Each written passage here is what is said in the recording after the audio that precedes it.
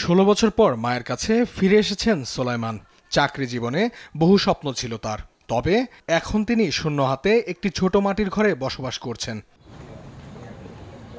তিনি ব্রাহ্মণবাড়িয়ার আখাউড়া দক্ষিণ ইউনিয়নের কেন্দুয়াই গ্রামের বাসিন্দা। বিডিআর বিদ্রোহের মামলায় নিরপরাধ প্রমাণ হওয়ায় সম্প্রতি গাজীপুরের কাশিমপুর কেন্দ্রীয় কারাগার থেকে জামিনে মুক্ত হন তিনি। 1981 সালে বিডিআরে যোগ দেন সোলাইমান। তার চাকরি জীবনের 29 বছরের মধ্যে 16 বছরই কেটেছে কারাগারে। 2009 সালে পিলখানায় বিদ্রোহের সময় তিনি কর্মস্থলে ছিলেন।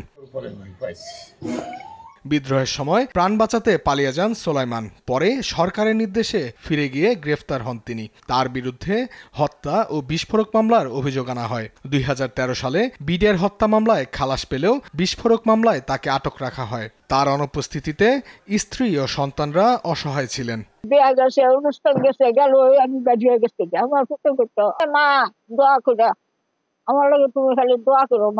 নির্দোষ হওয়া সত্ত্বেও স্বামী জেল খাটছে।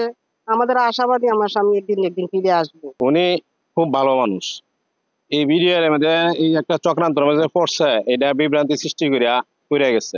কারাগারে থাকার সময় অনেক প্রিয়জনকে হারান সোলাইমান। স্বজনদের কবরে এক মুঠো মাটি দেওয়ার সুযোগ হয়নি তার। এখন আমাদের দাবি হলো আল্লাহ সরকারের কাছে, আল্লাহ যেন আমাদের রহমত করে এবং সরকার যেন আমাদের প্রতি সহানুভূতি হয়ে আমরা যারা এই বন্দি জীবন থেকে বের হতেছি বা আর বাইরে যারা বাইর হবে তাদের প্রতি যারা বাইর হইয়া চাকরিচ্যুত হইয়া দেশে দেশে ঘুরে বেড়াচ্ছে, ভ্যান চালাচ্ছে, রিক্সা চালাচ্ছে, বিভিন্ন কষ্টে আছে, আমার সেই সমস্ত ভাইদের জন্য পূর্ণ সুবিধা দেয়।